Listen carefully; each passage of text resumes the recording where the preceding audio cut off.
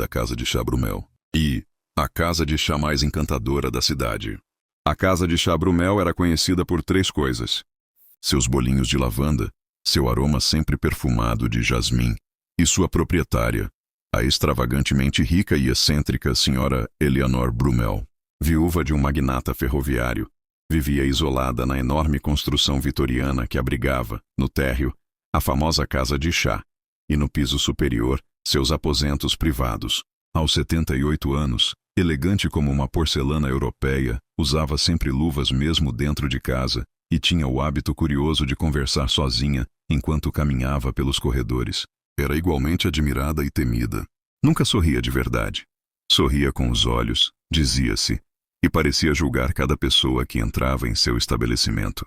Quando enviou convites dourados para um chá da tarde especial, anunciando que naquela ocasião revelaria o herdeiro oficial de sua fortuna, toda a cidade entrou em polvorosa. Ela não possuía filhos, parentes próximos ou amigos íntimos. Ninguém sabia quem, dentro daquele pequeno círculo de convidados, poderia ser o escolhido. O evento histórico aconteceria em 23 de novembro, às 5 horas precisas. Mas ninguém poderia imaginar que, antes mesmo de erguer sua xícara, a senhora Brumel estaria morta, dentro de um salão trancado por dentro. 2. Os convidados do enigma. 5 convidados receberam o convite, além de um convidado extra que apareceu sem aviso. 1. Sr. Harold Pennington, advogado da senhora Brumel há mais de 20 anos. Solene, vaidoso, sempre impecável. Alguns diziam que ele tinha ambições maiores que sua ética permitia. 2. Sra. Lillian Morrow, a protegida da senhora Brumel, jovem delicada de 22 anos, órfã, que trabalhava na casa de chá desde os 15. A senhora a tratava como uma pupila, mas nunca como família. 3. Sra. Adelaide Turner, antiga amiga da juventude de Eleanor, com quem tivera uma briga pública há 4 décadas. Ninguém sabia por que havia sido chamada. 4. Sr. Byron Huxley, um empresário falido, de fama duvidosa. Rumores diziam que Eleanor Brumel o havia arruinado deliberadamente numa disputa por propriedade. 5. Padre Rowan Keating, conselheiro espiritual da senhora Brumel nos últimos meses, desde que ela confessara temer que algo terrível estivesse prestes a acontecer. 6. Edmund Vesley, um jovem detetive promissor, 29 anos, conhecido pela mente lógica e calma. Ele não fora oficialmente convidado, mas recebido com evidente alívio por Lillian, que alegou tê-lo chamado por pressentir que algo ruim aconteceria. Ele não acreditava exatamente em pressentimentos, mas conhecia a reputação da senhora Brumel o suficiente para suspeitar que conflitos surgiriam naquele encontro. 3. O salão trancado. A celebração começou com certa tensão silenciosa. Lillian servia chá com mãos trêmulas. A senhora Turner observava tudo com ar crítico. Pennington fumava seu charuto com insistência. Huxley bebia mais do que deveria. O padre murmurava palavras bíblicas. A senhora Brumel pediu licença para ir ao salão de jasmim, onde faria o anúncio formal. Não quero ser interrompida até estar pronta, disse entregando a Lillian a chave dourada. Apenas bata à porta quando o relógio marcar 5h15. Lillian assentiu. Às 5h12, no entanto, um estrondo abafado ecoou pelo andar superior. Todos pararam. O padre levantou-se de súbito. Isso não parece bom, murmurou. Edmund correu escada acima, seguido por Lillian e pelos demais. O corredor estava silencioso, exceto pelo leve tilintar das porcelanas dentro do salão. Lillian tentou abrir a porta, trancada por dentro. Senhora Eleanor, chamou. Senhora? Nenhuma resposta. Edmund examinou a fechadura. A chave está na parte interna, constatou. Vejam, por baixo da porta, a sombra da chave era claramente visível. Ela não poderia ter caído sozinha, disse o advogado Pennington. Usando uma adaga de decoração retirada da parede, Edmund conseguiu deslocar lentamente a chave, empurrando-a para fora. Quando finalmente abriu a porta, todos recuaram. A senhora Brumel jazia caída sobre o tapete, olhos abertos, expressão de choque, uma xícara quebrada ao lado. No centro de seu peito, uma única marca roxa, como se tivesse sido atingida por um objeto contundente pequeno e arredondado. Não havia arma no local. Não havia janelas abertas. Não havia ninguém lá dentro. A sala estava trancada. Por dentro. A primeira pista. A xícara. O detetive Vesley aproximou-se do corpo. Não há sangue, mas há uma marca, disse franzindo o senho. Algo pequeno, metálico. Talvez uma joia.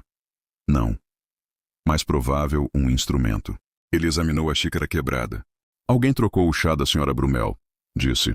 O cheiro está ligeiramente amargo. Não é veneno comum. Pode ser acessório de distração. O padre cruzou os braços. Você acha que foi assassinato? A Sra. Brumel não costuma cair morta enquanto o salão está trancado, disse Edmund suavemente. Ele então examinou todas as paredes e janelas. Nenhuma saída secreta, nenhuma passagem. Este é claramente um quarto fechado, declarou. Alguém conseguiu matá-la sem estar presente quando abrimos a porta. A Sra. Turner fungou. Então deve ter sido obra de um engenho diabólico. Huxley sorriu. Ou de uma pessoa com muito a ganhar. Isso fez todos se entreolharem. Segredos à mostra. O advogado Pennington. Edmund encontrou no bolso da Sra. Brumel uma carta assinada pelo próprio advogado. Uma carta que a pressionava a resolver imediatamente a questão de sucessão, antes de uma auditoria bancária. Pennington empalideceu. Isso não prova nada além de que eu insistia para que ela tomasse uma decisão, disse. E isso era parte do meu trabalho. To Lillian Morrow. Em seu quarto, Edmund encontrou uma caixa com cartas antigas de Eleanor, carinhosas, quase maternais, e uma carta nunca enviada, na qual a Sra. Brumel dizia: Minha querida Lillian, temo que se revelar o que pretendo hoje, você nunca mais vai querer olhar em meus olhos. Lillian chorou ao ler. Eu não sabia. Não sei do que ela tinha medo. 3. Sra. Adelaide Turner. Ao investigar a visitante ranzinza, Edmund descobriu que ela e Eleanor haviam brigado há 40 anos por causa de um homem que ambas amavam. Adelaide insistiu. Bobagens da juventude. Eu vim porque Eleanor pediu. E porque achei que talvez ela quisesse pedir desculpas. 4. Sr. Byron Huxley. Os registros mostravam que Eleanor havia comprado uma propriedade de Huxley por um preço irrisório, e que dias depois ele falira. Motivo claro para rancor. Huxley, porém, ria escandalosamente. A velha sempre foi mais esperta que eu. Não negarei isso. Mas por que eu a mataria agora, quando ela poderia ter me perdoado e me legado algo? 5. Padre Rowan Keating. O mais sereno dos presentes. Mas Edmund encontrou no bolso de seu casaco um bilhete da Sra. Brumel que dizia: Padre, preciso confessar algo grave. Tem a ver com a minha fortuna. E com um segredo escondido por décadas. O padre apenas disse: Ela temia o passado, não o presente. Zim, o mecanismo invisível. Enquanto examinava novamente o salão, Edmund percebeu algo que havia passado despercebido. Um pequeno orifício circular no lustre, e logo abaixo dele, no tapete, um grão metálico minúsculo. Ele o recolheu. Era uma bolinha de metal pesada e lisa, do tamanho de uma pequena uva. Isto foi disparado do lustre, concluiu. Talvez por um mecanismo de mola. Ao desmontar parcialmente a luminária, encontrou um tubo oculto acoplado a uma mola tensionada por uma corda de relógio, e essa corda estava ligada ao mecanismo da porta. Quando a porta foi fechada por dentro, disse Edmund, a mola se armou, e seria disparada automaticamente após alguns minutos. Lillian pôs as mãos na boca. Então ela se trancou sozinha, achando que estava apenas garantindo a privacidade. E sem saber, completou Edmund, que estava ativando sua própria execução. Mas quem montara o dispositivo? Só alguém com acesso diário ao salão. A resposta parecia óbvia. 7. A segunda morte. Quando Edmund reuniu o grupo para contar o que descobrira, encontrou Huxley morto na cozinha, caído sobre o fogão, o cheiro de gás invadindo o ambiente. Ele tentou acender o fogão com o gás aberto, murmurou Lillian, horrorizada. Isso parece suicídio. Edmund examinou. Não, disse. Alguém abriu o gás depois que ele desmaiou. Há um hematoma atrás da cabeça. Agora o assassino estava tentando eliminar suspeitos, ou cúmplices. O clima se tornou claustrofóbico. A chuva forte impedia que fossem embora. A casa parecia respirar com eles. E pela primeira vez Edmund teve certeza de que o assassino estava lá, assistindo tudo. Veito, o jogo final. O detetive reuniu todos no salão principal. O dispositivo foi montado por alguém que conhecia a rotina da Sra. Brumel e que sabia que ela se trancaria para fazer o anúncio. Alguém que podia mexer livremente no salão sem levantar suspeitas. Lillian olhou ao redor nervosa. Pennington ajustou sua gravata. A Sra. Turner ergueu o queixo. O padre permaneceu imóvel. A única pessoa com acesso irrestrito e diário, disse Edmund, era Lillian. A jovem deixou a xícara cair. Não, eu jamais faria isso. Mas você tinha motivo, continuou ele. Sua caixa de cartas mostrava que a senhora Brumel talvez fosse revelar algo que lhe faria odiá-la. E, após examinar os registros bancários, descobri que Eleanor destinava a maior parte de sua fortuna para uma irmã perdida que você nunca conheceu. Todos ficaram boquiabertos. Hein? Disse o detetive. Lillian Morrow é, na verdade, sobrinha de Eleanor Brumel, filha da irmã mais nova que fugiu de casa aos 16 anos. Eleanor nunca contou por que acreditava ter sido responsável pela fuga e, portanto, pela morte prematura da irmã. Ela temia que, ao revelar o laço sanguíneo e a culpa, Lillian rejeitasse sua fortuna e seu afeto. A jovem tremia. Eu não sabia de nada disso. E não é tudo, disse o detetive. Alguém descobriu esse segredo recentemente e tentou impedir o anúncio. Ele virou-se lentamente. Sr. Harold Pennington, o advogado ficou imóvel. Você tinha acesso à correspondência da Sra. Brumel, disse Edmund. Encontrou a carta não enviada. Soube que, ao revelar a verdade, ela deixaria tudo para Lillian. E que você perderia não apenas sua cliente mais lucrativa, mas também sua posição social. O senhor precisava impedi-la e tentou incriminar a própria sobrinha. Pennington empalideceu. Isso é um absurdo. E matou Huxley porque ele viu você mexendo no lustre, completou Edmund. Ele o chantageou. Precisava estar calado antes que eu encontrasse a prova final. Edmund retirou do bolso um pequeno pedaço de luva de couro. Encontrei preso na mola do mecanismo, do mesmo material da sua luva rasgada. Pennington tentou correr, mas o padre o conteve com surpreendente firmeza. 9. A verdade e o adeus. Com a polícia chegando, Lillian chorou silenciosamente. Ela era realmente minha tia? Era, disse Edmund. E amava você profundamente. Queria reparar o passado. A jovem olhou para o salão vazio, como se esperasse ver a figura elegante da Sra. Brumel caminhando entre as cadeiras. Eu gostaria de ter sabido. Agora sabe, disse o detetive.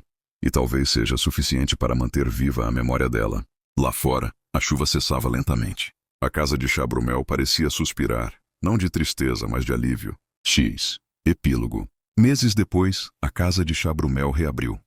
Renovada, brilhante, mas ainda com o aroma conhecido de jasmim. No centro do salão havia agora um retrato da Sra. Eleanor, com um sorriso quase completo, como se enfim estivesse em paz. Lillian administrava o local com serenidade. E Edmund Wesley, sempre discreto, visitava a casa ocasionalmente para uma xícara de chá, mas nunca deixava de lembrar a todos. Os mistérios mais perigosos não são os que estão trancados por dentro, mas aqueles que escondemos em nosso próprio coração. A morte ao cair da névoa. Uma investigação de Helena Marwood. A névoa sempre chegava silenciosa à vila de Driftport, rastejando pelas pedras do cais como dedos pálidos tentando agarrar quem ousasse caminhar sozinho ao amanhecer. Mas naquela noite, noite de festival, ela desceu cedo demais, densa demais, como se tivesse sido convidada para o espetáculo. Talvez tivesse mesmo. Os moradores ainda dançavam ao som das bandas costeiras. Lanternas coloridas balançavam sobre as barracas de comida e o aroma de peixe assado misturava-se ao cheiro úmido da maresia. A maior atração do festival, contudo, seria o concerto à meia-noite do célebre violinista Adrian Voss, cuja presença era motivo de orgulho para o vilarejo e de ressentimento para alguns artistas locais. Quando o relógio bateu 11h50, a névoa já cobria quase toda a orla. À meia-noite, o violino de Adrian nunca soou. Às 12h09 da madrugada, seu corpo foi encontrado no pier, caído entre as cordas do barco Sea Whisper. O instrumento estava intacto, guardado na caixa ao seu lado, o casaco encharcado pela neblina. E em sua mão direita, rígida, havia apenas uma folha de música, uma partitura marcada com sangue. E a chegada da investigadora. A inspetora Helena Marwood chegou ao vilarejo antes que o sol rompesse a névoa. Seu sobretudo bege contrastava com o ar frio da madrugada e seus olhos, sempre atentos, captaram imediatamente o comportamento do pequeno grupo reunido no cais. Havia ali tristeza, curiosidade, mas também medo. Um medo específico, o de que alguém ali tivesse puxado o gatilho de um destino trágico. O policial local, Sargento Price, caminhou até ela. Inspetora Marwood, que bom que veio tão rápido. Ele parecia desconfortável. É um caso complicado. Helena observou o corpo coberto por um lençol. Complicado ou conveniente, sargento? Murmurou. Um músico famoso morto durante um festival cheio de músicos amadores. Motivos não faltarão. Price pigarreou. O problema é isto. Ele entregou a ela a partitura ensanguentada. Helena abriu o papel e franziu o senho. Adrian Voss não estava trabalhando em nenhuma nova composição, segundo sua agente. E esta música? Ela aproximou o rosto. Parece incompleta. Ou cifrada. Cifrada? Como um código? Como uma mensagem, corrigiu ela. Uma mensagem deixada por alguém que sabia que eu estaria aqui, ou que queria que eu viesse. A névoa, como se entendesse seu papel dramático, apertou ainda mais ao redor. Os suspeitos se apresentam. A investigação começou no salão comunitário, onde os músicos que dividiram a programação do festival aguardavam instruções. Helena entrou devagar, estudando cada rosto. Lydia Crane, violinista rival de Adrian. Jovem, brilhante, temperamental. Dizia-se que Adrian havia arruinado sua chance de ingressar em uma grande orquestra. Eu jamais o mataria, ela disse respirando fundo. Mas ele se alimentava do fracasso dos outros. Nathaniel Reed, compositor local, sentimental e desajeitado. Era apaixonado por Lydia e via Adrian como um obstáculo. Ele zombava das minhas composições, admitiu envergonhado. Mas eu não faria nada tão extremo. Eleanor Voss, a irmã do violinista, elegante, fria, perturbadoramente calma diante da morte. Era também sua empresária. Meu irmão tinha muitos admiradores, disse ela, cruzando as pernas com precisão cirúrgica. E o dobro de inimigos. Mas não esperem de mim lágrimas. Adrian nunca foi um homem fácil. Bernard Hale, regente da orquestra convidada. Conhecido pelo perfeccionismo quase militar. Adrian era genial, afirmou, mas indisciplinado. Um talento desperdiçado. Se alguém o matou, foi por paixão, não por profissionalismo. Maren Doyle, a dona da pousada onde Adrian estava hospedado. Gentil, mas nervosa demais. Ele recebeu uma carta ontem. Ela revelou. Uma carta que o deixou pálido. Mas ele a queimou antes que eu pudesse ver o remetente. A cada depoimento, a sombra da névoa parecia se alimentar de segredos. 3. A primeira pista. Helena retornou ao cais antes do amanhecer. Observou a madeira úmida, o rangido leve dos barcos presos às amarras. A morte, pensou ela, sempre deixava marcas, mesmo quando o assassino tentava construir um cenário perfeito. E ela encontrou algo. Um fragmento de resina de violino, presa entre as tábuas do pier. Mas o pó não vinha do violino de Adrian. A cor era diferente, mais escura. Helena guardou o fragmento. Então ergueu novamente a partitura. Os compassos pareciam aleatórios à primeira vista, mas a disposição das notas lembrava um padrão criptográfico que ela havia visto durante um curso sobre comunicações da Segunda Guerra. Não é uma composição inacabada, murmurou. É um mapa. Mas mapa de quê? O segredo da pousada Sea Rest. Helena decidiu investigar o quarto onde Adrian estava hospedado. Maren Doyle abriu a porta com as mãos trêmulas. Ele era gentil, mas parecia sempre olhando por cima do ombro, murmurou. Notou algo fora do comum na noite da morte? Perguntou Helena. Apenas uma discussão. Acho que com a irmã. Eles tentavam manter a voz baixa, mas ouvi o nome de uma tal Melody. Helena franziu a testa. Melody era alguém da família? Não, acho que era o nome de uma música. No quarto, Helena encontrou apenas duas coisas relevantes. Uma pequena chave dourada e uma segunda partitura escondida sob o colchão, sem marca de sangue. Comparando as duas, ela percebeu algo chocante. Isto não é um código qualquer, murmurou. É um código de substituição musical. Cada nota representa uma letra. Adrian estava tentando dizer algo. Algo que temia dizer em voz alta. Apenas metade da mensagem estava ali. A outra metade estava na partitura ensanguentada. O concerto interrompido. No salão comunitário, Helena reuniu os músicos. Estendeu as partituras. Alguém aqui conhece este estilo de codificação? Perguntou. O regente Bernard Hale aproximou-se. Já vi algo assim em partituras secretas da década de 40. Mas quem ensinaria isso a um violinista moderno? Alguém tentando manter uma mensagem oculta, disse Helena. Ou alguém sendo chantageado. Os rostos mudaram levemente. Culpas silenciosas surgiram. Lydia deu um passo à frente. Adrian não era tão puro quanto parecia, disse. Ele usava o talento para manipular pessoas, sabia segredos. Segredos que poderiam arruinar carreiras. Como o seu? Perguntou Helena, levantando uma sobrancelha. Lydia enrubesceu. Talvez eu tivesse discutido com ele, mas ele estava vivo quando saí. Nathaniel Reed, pálido, interveio. Eu vi alguém na névoa ontem. Não consegui identificar, mas carregava algo parecido com um arco de violino. Os olhos de Helena brilharam. Um arco diferente do de Adrian. E então ela soube. O assassino era um músico. Cedar, a decodificação. No cais, sozinha novamente, Helena juntou as duas partituras. Usou o método de substituição que aprendera anos antes. E lentamente, letra por letra, a mensagem surgiu. Ela leu em voz baixa. Não sou o primeiro.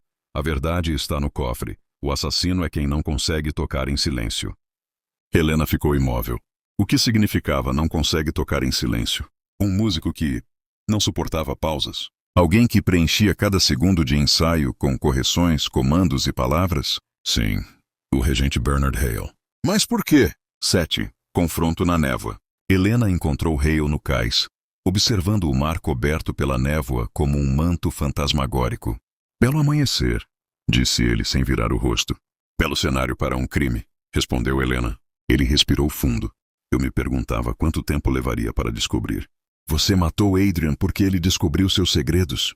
Eu o adverti inúmeras vezes, disse Hale, finalmente se virando. Ele descobriu sobre Melody. Helena se aproximou. Melody, a composição perdida, escondida no cofre da antiga sede da orquestra. A composição que provaria que as obras mais famosas do maestro Bernard Hale não foram escritas por você. O homem empalideceu. Era o talento dele, não o meu. Ele criou as melhores peças que levei crédito. Sem ele, eu seria apenas comum. Adrian descobriu e ameaçou revelar. Ele queria destruir tudo, gritou Hale, os olhos cheios de desespero.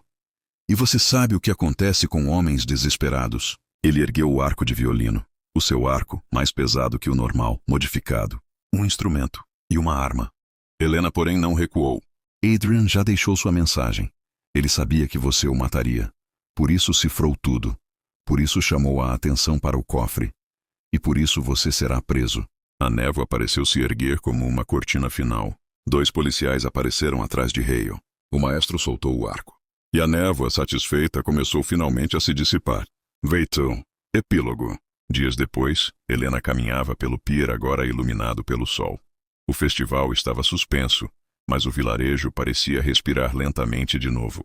Eleanor Voss, a irmã do violinista, aproximou-se. Meu irmão era imperfeito, disse ela, mas era brilhante. Obrigada por fazer justiça. Helena assentiu. A verdade, assim como a névoa, sempre encontra um meio de se espalhar. E enquanto caminhava para deixar Driftport, a investigadora sentiu algo curioso. A sensação de que Adrian, com seu talento, teria compreendido perfeitamente a beleza trágica daquela noite. Afinal, algumas mortes são verdadeiras sinfonias sombrias. O mistério do compartimento 9B. O Expresso Continental de Prata, orgulho das ferrovias europeias, cortava a madrugada como uma lâmina brilhante. Seus vagões eram decorados com tapeçarias azul escuro, cristais que tremulavam com cada curva e corredores longos, onde passos ecoavam de forma elegante ou ameaçadora, dependendo de quem caminhasse. Na noite de 12 de dezembro, o trem partira de Viena em direção a Paris, repleto de passageiros ilustres, diplomatas, herdeiros, viajantes solitários, um grupo de artistas e, por acaso, um homem de olhar calculado que preferia não ser notado. Ele se apresentava apenas como Dr. Harland. Roupa impecável, barba curta, bengala de madeira escura e uma mente inquieta. Viajara para descansar, como dizia a todos. Mas quem o observava atentamente, e poucos ousavam fazê-lo, percebia que aqueles olhos cinzentos nunca descansavam. 1. A socialite do compartimento 9B. Entre os passageiros, uma figura roubava olhares e sussurros. Evelyn Marquette, socialite franco-britânica, herdeira de uma cadeia de hotéis, famosa tanto por sua beleza quanto por seu temperamento volátil. Estava instalada no luxuoso compartimento 9B, cujas cortinas vermelhas eram tão fechadas quanto sua vida pessoal. Dizia-se que Evelyn carregava consigo documentos valiosos, cartas que poderiam arruinar famílias poderosas da aristocracia europeia. Outros murmuravam que fugia de um romance proibido. E alguns, mais dramáticos, acreditavam que ela estava envolvida em chantagens internacionais. O fato é que Evelyn gostava de ser vista, mas não de ser compreendida. Às 11h45 da noite, ela foi vista pela última vez caminhando pelo corredor, ladeada por seu perfume característico de jasmim. Sorriu a um garçom, agradeceu uma taça de vinho e fechou a porta do 9B atrás de si. Quando o relógio do vagão marcou meia-noite, um grito abafado ecoou de algum lugar. Mas no trem, ruídos estranhos eram comuns. Rangidos metálicos, malas caindo, sonhos angustiados. Ninguém deu importância. Na manhã seguinte, o caos começou. 2. O compartimento trancado. Às 7, a camareira Fräulein Greta bateu à porta do 9B para levar o café da manhã. Bateu uma vez, depois outra. Tentou a maçaneta, trancada por dentro. Madame Marquette chamou educadamente. Silêncio. O café esfriou. A ansiedade cresceu.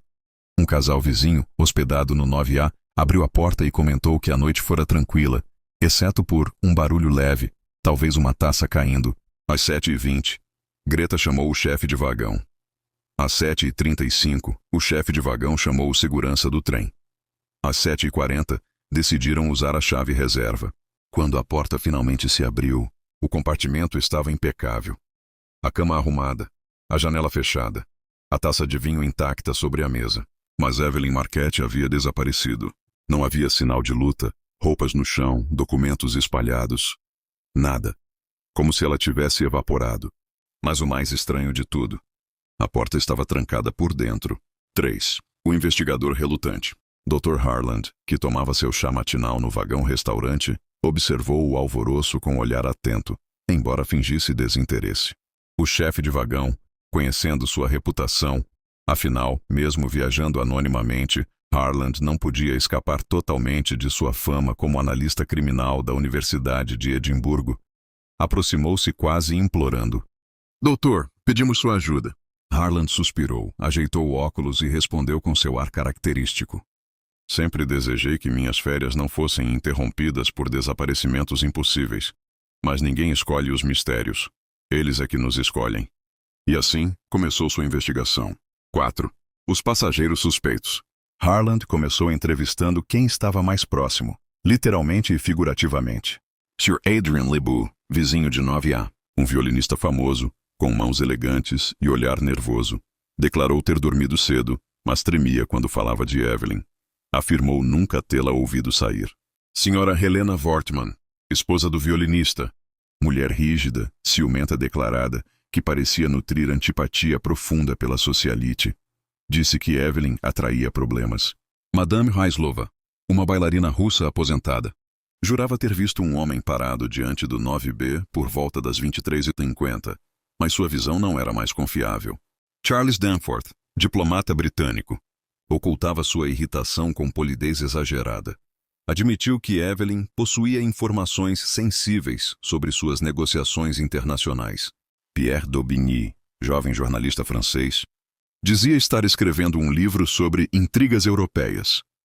Insistia que Evelyn seria sua grande fonte, desde que a convencesse. Cada um tinha algo a esconder. Todos tinham motivos. 5. Uma cena sem cena. Harland examinou o compartimento 9B com precisão cirúrgica. Nada estava fora do lugar. E isso era o que mais lhe incomodava. Um compartimento onde alguém desaparece misteriosamente deveria ter algo fora do lugar. Ele procurou minuciosamente. Nenhuma janela acolhe uma fuga sem ruído. Nenhuma viga interna permite alçapões. Nenhum duto é grande o suficiente. Era um enigma perfeito. Ou um palco perfeito. A única coisa curiosa, um cheiro muito leve de tinta fresca perto da moldura da janela. E uma fibra vermelha presa entre os trilhos da cortina. 6. Um segredo dentro do trem. No vagão de bagagens, Harland descobriu algo ainda mais perturbador. Havia uma mala marcada com as iniciais EM, trancada. Quando forçada, não continha roupas, mas correspondências seladas entre elas. Cartas comprometedoras de um diplomata.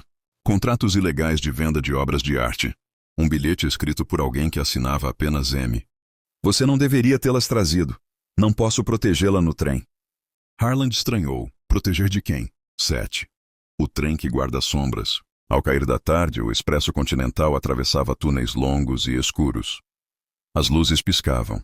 O clima parecia conspirador. Harlan sentia o peso de algo que se aproximava. Não era apenas um desaparecimento. Era uma operação calculada, com tempos cronometrados e silenciosos. E então veio o segundo choque. Uma segunda passageira desapareceu. A bailarina russa, Madame Hryslova, não apareceu para o jantar. Seu compartimento, desarrumado e sujo, ao contrário do de Evelyn, indicava luta. Agora havia 2 desaparecidas. E um único trem, fechado entre montanhas. 8. O jogo das verdades. Os passageiros foram reunidos no salão principal. O chefe de vagão tremia. O pânico ameaçava se espalhar. Harlan tomou a palavra. Temos um criminoso entre nós. E ele age rápido. Mas não tão rápido quanto minha lógica. Olhou cada um nos olhos. Evelyn desapareceu sem luta. Madame Hryslova desapareceu com luta. Isso indica 2 cenários diferentes, ou 2 pessoas diferentes envolvidas. Alguém arfou. Harlan continuou. A socialite sabia demais. A bailarina viu demais. O ambiente ficou gelado. 9. Uma revelação no corredor. Um garçom aproximou-se tímido. Doutor, há algo que talvez deva ver. Levou-o até o final do vagão 3. Atrás de uma porta de manutenção, algo estava escondido dentro de um estreito espaço metálico. Madame Hryslova, viva, mas amordaçada. Ela tremia. O homem do chapéu, sussurrou. Mas antes que pudesse dizer mais, desmaiou. 10. O homem do chapéu. Harlan sabia quem ele era. O único passageiro que nunca largava um chapéu coco cinza. Charles Danforth, o diplomata. Confrontado, Danforth manteve a compostura. A bailarina me perseguiu. Tentou me roubar documentos. Tive de contê-la. Era mentira. Harlan sabia. Mas por que Danforth sequestraria a bailarina e não Evelyn? A resposta veio como um raio. Porque Evelyn estava morta e ele queria que acreditassem que ela ainda podia ser salva. 11. O compartimento silencioso. Harlan voltou ao 9B. Sentiu novamente o cheiro leve de tinta fresca. Olhou a moldura da janela. Um pequeno risco parecia recente. Tocou-a. E ali, sob a camada fina de tinta, encontrou uma marca profunda, recente. Como se algo pesado tivesse sido arrastado por ali. Algo ou alguém. Ele fez um cálculo rápido do tamanho da moldura, da espessura, da distância entre as vigas, e entendeu tudo. 12. A solução do mistério. Chamou todos ao salão. Evelyn não desapareceu de um compartimento fechado. Ela jamais saiu do compartimento. Silêncio absoluto. O assassino a matou entre 11h50 e meia-noite e 5. Sem luta, pois ela o conhecia. Depois escondeu o corpo no único lugar do trem que ninguém ousaria procurar. Dentro da parede do trem. Gritos. A moldura recém-pintada cobria o corte usado para deslizar o corpo para o espaço entre as vigas metálicas. Como uma gaveta improvisada, o chefe de vagão empalideceu. Só alguém que conhecesse a engenharia do trem poderia fazer isso, sussurrou. Harlan apontou. Diretamente para Adrian Lebeau, o violinista. 13. O violinista de segredos. Helena, a esposa, desabou em lágrimas. Lebeau, pálido como mármore, tentou negar. Mas Harlan continuou. Você trabalhou na fábrica que construiu os primeiros vagões deste modelo antes de se tornar músico. Sabia exatamente onde cortar. Evelyn o chantageava com cartas que incriminavam sua família na venda ilegal de arte roubada. Você a matou para silenciar sua última testemunha. E roubou as cartas da mala, mas esqueceu o bilhete de M. Adrian caiu de joelhos. Confessou. 14. O destino final. O corpo de Evelyn foi retirado com cuidado, ainda perfumado de jasmim, embora a morte tivesse apagado seu brilho. Madame Hryslova se recuperou. O diplomata Danforth, envolvido em contrabando, foi preso ao chegar a Paris. E Dr. Harlan desceu do trem calmamente, com sua bengala e seu ar melancólico. Perguntaram-lhe como se sentia resolvendo mais um mistério. Ele sorriu de lado. A verdade é o mais perigoso dos passageiros. E desapareceu na multidão da estação, como um fantasma sem compartimento. A vingança da rosa de vidro. A chuva caía fina sobre a colina de Montbriar naquela noite em que tudo começou, cobrindo a mansão como um véu de mistério. A propriedade, um casarão de pedra cercado por jardins outrora exuberantes, parecia ainda mais sombria sob o céu tempestuoso. Para Robin Hale, a jovem governanta contratada há apenas 4 meses, aquelas paredes guardavam histórias que preferia não conhecer. Mas a partir daquela noite todas elas viriam à tona. Era o jantar anual em homenagem ao patriarca Henri Montbriard, um homem rígido, conhecido pelo temperamento volátil e pela fortuna construída através de acordos pouco transparentes. A família inteira estava presente. Clara, a esposa resignada. Eloise, a filha elegante e ambiciosa. Tristan, o filho mais velho, sempre à sombra de algo não dito. Lucien, o sobrinho que vivia como hóspede permanente. Além do advogado da família, Sr. Delacroix, convidado de última hora. E claro, Robin, sempre discreta, sempre observadora. Capítulo 1. O jantar fatal.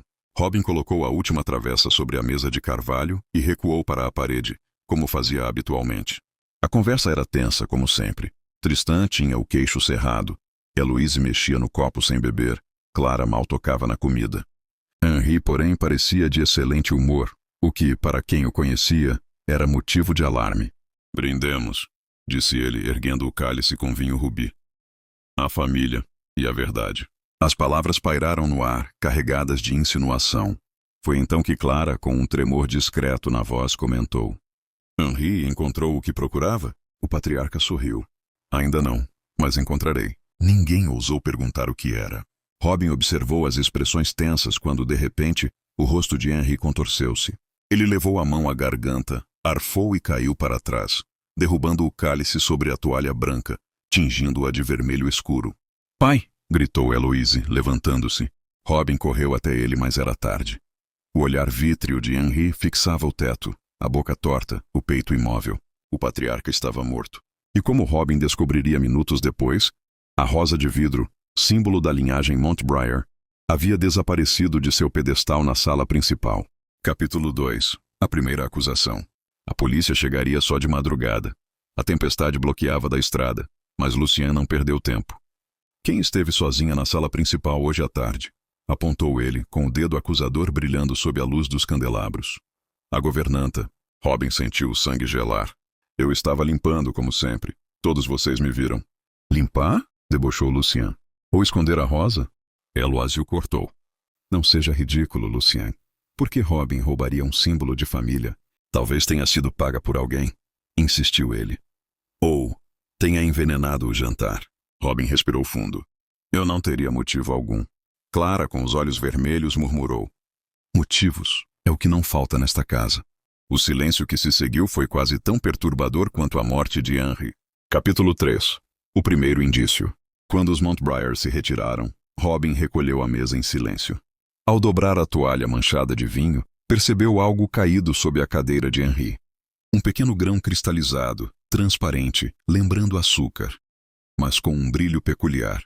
Robin não era especialista, mas tinha visto algo parecido antes. Na despensa da casa, dentro de um frasco trancado, pertencente à própria Eloise. Arsenita de sódio, usado em pequenas quantidades para matar pragas de jardim. Ela guardou o grão no bolso. Em seguida foi até a sala principal e notou algo que ninguém mencionara. O pedestal que antes sustentava a rosa de vidro não tinha marcas de arrombamento. O objeto parecia ter sido retirado por alguém que sabia exatamente como fazê-lo sem deixar vestígios. E havia mais. No carpete, quase invisível, um pequeno fio de tecido azul. Robin, que conhecia todos os uniformes da casa, sabia. Ninguém usava azul ali. Capítulo 4. Confissões e armadilhas. Na manhã seguinte, enquanto a polícia chegava, Clara chamou Robin à sala de chá. Escute, minha querida. Seus dedos tremiam ao servir o líquido fumegante. Henri estava desconfiado de todos. Havia rumores sobre um pacto antigo. Que pacto? Clara fechou os olhos, como se decidir se falaria ou não. Quando os Montbriard quase perderam tudo há décadas, um acordo foi feito entre Henri e seu irmão, pai de Lucien. Uma promessa de silêncio e de sangue. Isso tem a ver com a rosa sumida? Tem a ver com tudo, murmurou ela. A rosa de vidro é a chave. Ela contém documentos. Antes que Robin pudesse perguntar mais, uma batida na porta interrompeu a conversa. O inspetor Victor Lambert, alto e imponente, entrou. Senhorita Hale, disse ele sem rodeios. Precisamos conversar. Foi encontrada uma porção de substância suspeita na cozinha, e há testemunhas afirmando que você foi a última a manipular os pratos. Lucien surgiu atrás dele, sorrindo de canto. Robin sentiu a armadilha se fechando. Mas então algo inesperado aconteceu. Tristan, sempre distante, interveio. Ela não tocou no vinho. Eu vi quando meu pai serviu ele próprio sua taça. E alguém mexeu no decantador, complementou Robin. Antes do jantar. Eu vi, mas não sabia que era importante. Quem? Perguntou o inspetor. Robin fez uma pausa. A verdade era que tinha visto apenas uma sombra, mas o tecido azul. Acho que foi alguém com um lenço azul, disse ela cautelosa. Clara ficou lívida. Eloise arregalou os olhos. Lucien deu um passo para trás. Um lenço azul? Era a marca registrada de Delacroix, o advogado. Capítulo 5. A rosa de vidro fala. À noite, incapaz de dormir, Robin voltou à sala principal. E foi lá, perto da lareira, que ouviu um rangido. Procurando algo, murmurou uma voz atrás dela. Era Tristan. A rosa de vidro, respondeu Robin. Ela não sumiu por acaso. Tristan suspirou e, com um gesto rápido, abriu um compartimento secreto atrás de um quadro. Ali, envolvida num pano, estava a rosa de vidro. Você a roubou, sussurrou Robin. Salvei a família, corrigiu ele. Alguém a procurava. E meu pai suspeitava quem era. Dentro dela há um pergaminho. O pacto. E provas de que Henri e meu tio deixaram para trás um homem. Para morrer. Robin engoliu seco. E Delacroix quer isso? Ele não é advogado coisa nenhuma, disse Tristan. É filho do homem que foi traído. Tudo fazia sentido. O lenço azul, a presença constante dele, a tensão de Henri. Mas se Delacroix queria vingança, quem matara Henri? Capítulo 6. A verdade no decantador. De volta ao salão principal, Robin examinou o decantador de vinho que ainda estava sobre o aparador. Quando aproximou a luz, viu uma marca quase invisível na tampa. Uma impressão digital com resíduo de batom vermelho. Robin tremeu. Só uma pessoa naquela casa usava aquele tom vibrante. Eloise. Antes que pudesse processar, a própria entrou no salão. Vejo que chegou à mesma conclusão, disse ela, com a calma de quem observa um peixe cair na rede. Você envenenou seu próprio pai? Eloise riu. Ele se recusava a dividir a herança. Achava que Tristan seria o único digno. Eu apenas adiantei a sucessão. E a rosa de vidro? Eu precisava dela também. O pacto destruiria nossa reputação, mas alguém foi mais rápido. Robin recuou até bater contra um móvel. Você não vai sair impune. Pelo contrário, querida governanta, disse Eloise, aproximando-se. Você será o bode expiatório perfeito. Já é suspeita. Bastará mais uma peça no tabuleiro. Foi então que a porta se abriu com estrondo. O inspetor Lambert entrou, seguido por Tristan. Senhorita Eloise Montbriar, declarou o inspetor. Está presa pelo assassinato de seu pai. O rosto dela perdeu toda a cor. O quê? Como... Tristan ergueu a rosa de vidro. O pergaminho dentro dela tinha uma lista. Datas, assinaturas. E, curiosamente, o rascunho do Novo Testamento do meu pai. Ele já não a incluía. Eloise deu um grito e em seguida desabou. Capítulo 7. O pacto revelado. Com Eloise detida, restava uma última questão. Delacroix. O inspetor encontrou o falso advogado prestes a sair pela porta dos fundos, carregando documentos falsificados da herança Montbriar. Não o matei, disse ele resignado. Mas teria motivos. O pacto não era apenas sobre um homem deixado para morrer. Era sobre dinheiro desviado. Minha família foi destruída por eles. Robin se aproximou. Por que tentar incriminar Clara? Delacroix hesitou. Ela sabia do pacto.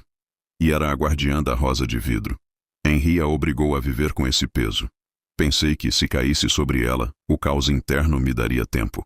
2 semanas depois, a tempestade que assolara Montbriar já era memória. A mansão estava mais silenciosa, mas também mais leve. Clara decidiu deixar a propriedade. Lucien foi expulso. Tristan assumiu os negócios da família. E Robin, para surpresa de todos, recebeu um convite incomum. Tornar-se administradora da nova Montbriar Estates. Tristan, ao entregar-lhe o contrato, sorriu. Nenhuma outra pessoa poderia ter feito o que você fez. Descobriu a verdade, quando todos preferiam escondê-la. Robin olhou para a rosa de vidro, agora devolvida ao pedestal. O cristal brilhava sob a luz suave, como se cada faceta guardasse um segredo. Mas pela primeira vez, a mansão parecia respirar em paz. O pacto mortal tinha sido quebrado. E Robin Hale, a governanta acusada, saía daquela história não só inocente, mas reinventada. A verdade, murmurou ela, passando a mão pela rosa. Sempre encontra seu caminho, mesmo quando é feita de vidro. O último suspiro da duquesa. O grande salão de inverno da mansão Winthorpe sempre fora conhecido por seu silêncio majestoso. Tapetes vermelhos, cortinas pesadas, lareira de mármore branco e o retrato enorme da primeira duquesa, Olivia Winthorpe, observando tudo com olhos severos. Mas, naquela manhã gélida de dezembro, o silêncio havia sido invadido por uma voz aguda e desagradavelmente estridente. Pega a taça! Anda! Era Archibald, o papagaio real de Lady Drusilla Winthorpe, a temida matriarca que dominava a família há quase 6 décadas. O pássaro repetia a frase pela 4ª vez em 10 minutos, incomodando até os criados mais pacientes. O mordomo Sr. Mendel respirou fundo, ajeitando a postura impecável. Já vira a duquesa irritada muitas vezes, mas hoje o ar pesava diferente. Hoje toda a família havia sido convocada. E a duquesa nunca convocava ninguém sem motivo. A neve começava a cobrir as colinas ao redor da propriedade quando os convidados chegaram. Um a um, com rostos tensos, orgulhos feridos e segredos antigos refletidos nos olhos. Eleanor Winthorpe, a sobrinha favorita, vestida em tons suaves, tentando aparentar tranquilidade, mas com o caminhar de quem pisa em gelo fino. Augustus Winthorpe, irmão mais novo da duquesa, um homem corpulento e sempre ruborizado, que passava a mão no bigode como quem alisa a própria consciência. Beatrice Morton, prima distante, elegante como sempre, mas com um olhar que parecia calcular todos os movimentos ao redor. Arthur Ellingwood, enteado da duquesa, de semblante exausto, como se carregasse o peso de algo que jamais confessaria. Cornélia Pruitt, governanta aposentada da casa, convidada de última hora, um detalhe que ninguém compreendeu. E por fim, o homem que não fazia parte da família, detetive Lionel Crowley, convidado pessoal da própria duquesa. Crowley era baixo, magro, bigode bem aparado, olhos vivos e inquietos. Ao contrário da maioria dos detetives, não se apoiava na brutalidade das evidências, mas na lógica, nas pequenas hesitações humanas, nas frases ditas cedo demais ou tarde demais. Lady Drusilla, murmurou ele ao ser conduzido ao salão privado. Certamente planejou algo grandioso para hoje. O mordomo apenas inclinou a cabeça, mas seu olhar denunciava preocupação. A duquesa estava sentada em sua poltrona favorita, o papagaio Archibald empoleirado ao lado, olhando todos com curiosidade debochada. Estão todos aqui, Drusilla, anunciou Mendel. Ótimo, disse ela com voz firme para uma mulher de 86 anos. Tenho um documento que mudará o futuro da família Winthorpe. Mas antes, há algo que preciso dizer. A sala prendeu a respiração. Archibald bateu as asas. Vai começar. A duquesa ergueu o envelope selado com cera vermelha. Isto é meu último ato como soberana desta família. E sei que alguns aqui ficarão choque. Mas não terminou a frase. A cabeça tombou para frente. O envelope caiu de sua mão. E o corpo inerte da duquesa deslizou da poltrona como um fantoche abandonado. Archibald gritou. Não devia beber isso! Não devia beber isso! A confusão tomou o salão imediatamente. Gritos, correria, disputas para alcançar a duquesa. Lionel Crowley colocou-se entre os familiares. Ninguém toca nela, ordenou a voz firme. Mordomo Mendel, tranque as portas, agora. O mordomo obedeceu. Crowley se ajoelhou e examinou o pescoço fino da idosa. A pele estava pálida demais, fria demais.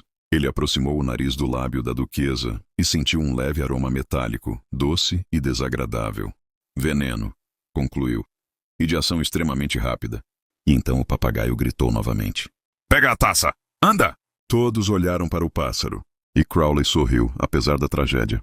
Temos aqui, disse ele, a única testemunha que viu o que aconteceu. A duquesa havia sido encontrada morta na sala de retratos. Um espaço enorme decorado com tapeçarias orientais e móveis estilo francês. Sobre uma mesa lateral, havia uma única taça de cristal parcialmente cheia de vinho. Crowley aproximou-se com cuidado. Não a toquem, disse. Qualquer impressão será crucial. Ele caminhou lentamente, observando a distribuição dos móveis. O tapete amassado perto da porta, uma almofada caída próximo à poltrona. Nada era casual. E então ouviu mais uma vez o papagaio. Não devia beber isso. Ele sorriu. Archibald, meu caro, quem deu a taça à duquesa? O papagaio bateu as asas, rodopiou e disse. Anda logo, antes que ela veja. E depois acrescentou. A chave, devolve a chave. Os familiares se entreolharam. Augustus bufou. Então agora vamos interrogar um pássaro? Ridículo. Crowley respondeu com calma. Papagaios repetem o que ouvem. Se a duquesa morreu envenenada, é possível que Archibald tenha presenciado palavras-chave, e talvez até diálogos. Ele se virou para os presentes. Cada um de vocês tinha um motivo para desejar a morte da duquesa? Provavelmente. Mas quero ouvir de vocês mesmos. E o interrogatório começou. 1. Eleanor, a sobrinha preferida. Dizia não querer nada da herança, mas evitava olhar o envelope caído. Crowley percebeu. Há algo no documento que a preocupa? Não sei o que havia nele. Mentira. O tremor leve nos lábios dizia tudo. Tom Augustus, irmão da duquesa. Drusilla vivia ameaçando cortar minha mesada, resmungou ele. Mas eu jamais faria mal a ela. É família? Família, claro, murmurou Crowley mentalmente. 3. Beatriz, sempre elegante, sempre calculista. A duquesa pretendia reorganizar os bens da família, disse ela cruzando as pernas. Talvez tirasse de alguns para dar a outros. E você sabia disso? Todos sabíamos. Crowley anotou. 4. Arthur, o enteado, tímido e calado. Minha madrasta era exigente, confessou. Mas eu a respeitava. O detetive observou a cicatriz no pulso de Arthur. Uma cicatriz antiga, de alguém que já havia sofrido, ou causado, grande dor. 5. Cornélia, a governanta aposentada, a presença mais inesperada. Lady Drusilla me chamou esta manhã, disse ela. Disse que meu testemunho seria necessário. Testemunho de quê? Cornélia não respondeu. E Crowley percebeu. Ela sabia mais do que dizia. Crowley aproximou-se da gaiola dourada. Archibald encarou-o com olhos pretos e inteligentes. Archibald, disse ele. O que viu hoje? Silêncio. Apenas o estalar da lareira. Então o pássaro inclinou a cabeça e falou. Ela não devia saber. Não devia saber. Saber o quê? Murmurou Crowley. Archibald bateu as asas e gritou. Devolve a chave, agora. A sala inteira estremeceu. Crowley respirou fundo. Algo ali não estava apenas oculto. Estava trancado. Em sua investigação minuciosa, Crowley percebeu um detalhe no retrato da primeira duquesa. A moldura estava levemente deslocada, como se alguém a tivesse tocado recentemente. Ele pressionou o canto inferior direito e ouviu um clique. Um compartimento secreto se abriu. Dentro, um pequeno cofre de ferro. Trancado. Ele se virou para o grupo. A duquesa mencionou que revelaria algo importante. Este cofre é claramente parte disso. Mas precisamos da chave. Archibald gritou. Anda logo, antes que ela veja. Antes que quem veja? Perguntou Crowley, mais para si mesmo do que para o papagaio. Augustus limpou a garganta. Tenho certeza que ninguém aqui esconde chave alguma. E o detetive percebeu, ele mentia. Com a tempestade piorando, ninguém podia sair da mansão. Crowley pediu que cada convidado fosse trancado em um quarto separado. O mordomo Mendel se mostrou extremamente cooperativo. Ou exageradamente cooperativo. Crowley anotou isso também. À meia-noite, enquanto todos dormiam, o detetive percorreu os corredores com uma lanterna. Parou diante do quarto de Augustus. Ouviu um objeto metálico cair. O som de chave. Augustus praguejou algo, e um segundo depois ficou em silêncio. Crowley sorriu. Na manhã seguinte, Crowley convocou a todos ao salão. Augustus, creio que encontrou algo ontem à noite, disse ele calmamente. Algo metálico? O tio corou violentamente. Eu achei no bolso do casaco. Juro que não sei como foi parar lá. Entregou a pequena chave dourada. Crowley abriu o cofre. Dentro havia apenas um envelope menor, selado. Ele quebrou o lacre e leu. O silêncio caiu como pedra. A duquesa revelava ali, por escrito, que alguém na família vinha desviando dinheiro, ameaçando criados e até planejando assumir a fortuna à força. Esse alguém era Mendel, o mordomo. Crowley encarou Mendel com calma. A duquesa te confrontou esta manhã, não foi? Por isso você entrou com a taça de vinho. Por isso Archibald repetiu. Não devia beber isso. Mendel empalideceu. Isso é absurdo, senhor. Eu servi a família por 40 anos.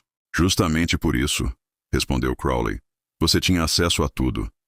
Inclusive ao veneno de plantas raras no jardim de inverno.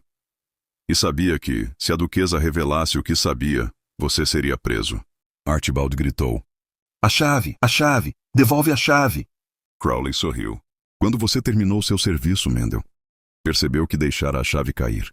Augustus a encontrou, e o pássaro ouviu você exigir que ele devolvesse. Mendel recuou tremendo. Ela ia destruir minha vida! Ela... Crowley ergueu a mão. Lady Drusilla sabia que você tentaria silenciá-la. Por isso me chamou. Por isso convocou todos. Ela planejou tudo. E, ironicamente, sua morte revelou a verdade antes mesmo de abrir o documento principal. Mendel caiu de joelhos. Eu não queria, foi tudo tão rápido, e desabou em lágrimas. Os policiais chegaram ao amanhecer. Mendel foi levado algemado, enquanto Archibald repetia: "E não devia beber isso, não devia beber isso." O documento oficial da duquesa foi finalmente lido. Ela deixava a maior parte da fortuna para obras de caridade, destinando apenas pequenas quantias aos familiares.